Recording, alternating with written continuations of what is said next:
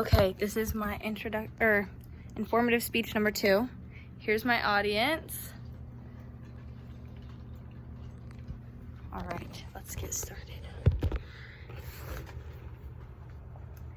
If it weren't for a silly little flatboat, Abe might have never been our president. This will make a little more sense later. He once said, "I am not bound to win, but I am bound to be true. I'm not bound to succeed, but I am bound to live up to what light I have."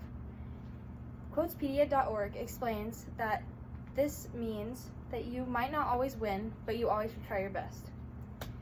Abraham Lincoln by Tanya Lee Stone explains that Lincoln and his family lived mostly by survival.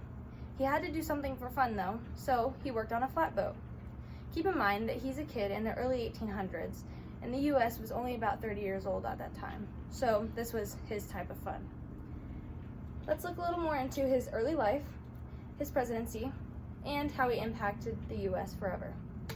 First, let's start by looking at his early life. NPS.gov explains that he was born on February 12th of 1809 in Kentucky. He lived there for the first 7 years of his life, and his family was so bothered by the slavery and disagreements between land disputes, so they moved to Indiana, which was a new and free state. He lived there from age 7 to 21, but a horrible tragedy happened. His mother died of the milk sickness, which was a disease caused by cows eating a plant that was poisonous to humans, so when people would consume the milk, they would get sick, and a lot of people died from it. So he had to find a distraction so that he wasn't sad all the time. He worked on his flatboat in his backyard. Abraham Lincoln by Tanya Lee Stone explains that 2 men had approached Lincoln while he was working on his flatboat and asked him to take them to the next steamer ship. So after getting paid, he realized that this was a new job. But a horrible tragedy happened. His sister died giving birth to her first. He knew that he had to keep going and recover from this, so he moved to New Orleans on his flatboat and found a job. He was so bothered by the slavery and chaos, so he moved to Illinois. He also found a job there, and he was a very social man, so it wasn't very hard for him. A man with the name of Mentor Graham introduced him to law. Lincoln then went to many debates, and he volunteered, so his name got out there to the town of New Salem. Then he ran for state legislature and won. As Springfield became the new capital of Illinois, he moved there and became a junior lawyer. He opened up about his dislike of slavery through his speeches. Now that we know a little bit more about his early life, let's look a little bit into his presidency. In 1845, he ran for Congress, and he won. 3 years later, his son, Eddie, had died. As he was trying to recover from this, 10 months later, his father had died. But he knew he had to keep going. Then he started giving more speeches. One of his most famous speeches, his House Divided speech, was one that he gave. PBS.org explains that this speech was a follow-up to the Dred Scott case.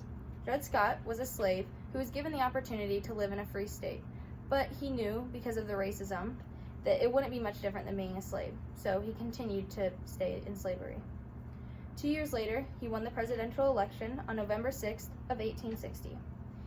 He was the representative of the Republican Party and won by 40% popular vote. ConstitutionCenter.org explains that he wanted to draw out slavery. Once he announced this, 7 of the states that were part of the Union, which Lincoln led, had left and created the Confederacy. As the Civil War started, there were many battles, and Lincoln started to give more and more speeches. On November 19th of 1863, he gave one of his most famous speeches, the Gettysburg Address. This was a speech to honor those who had fought and died in the battle at Gettysburg. As the Civil War ended, he announced his presidential proclamation, which was to free all slaves. Now that we know a little bit more about Lincoln's time as a president, let's look at the aftermath. A horrible tragedy happened on April 14th of 1865. Lincoln was assassinated at the Ford's Theater by John Wilkes Booth. He had shot him in the back of the head. An article with the title of Lincoln's Assassination explained that Booth wanted to restore the Confederacy, so he targeted the Union. Andrew Johnson was Lincoln's vice president and had stepped up to be the next one. He started to reconstruct the South. The South was very unhappy about slavery being banned, so they came up with an alternative, which was sharecropping.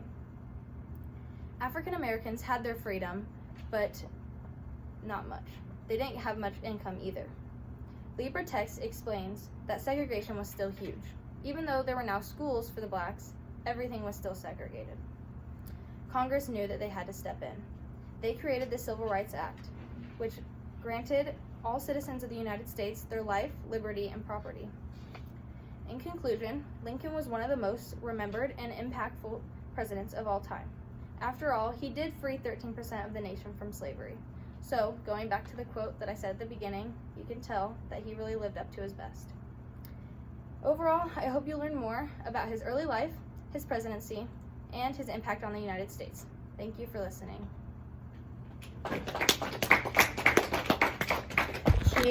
Here's my audience again.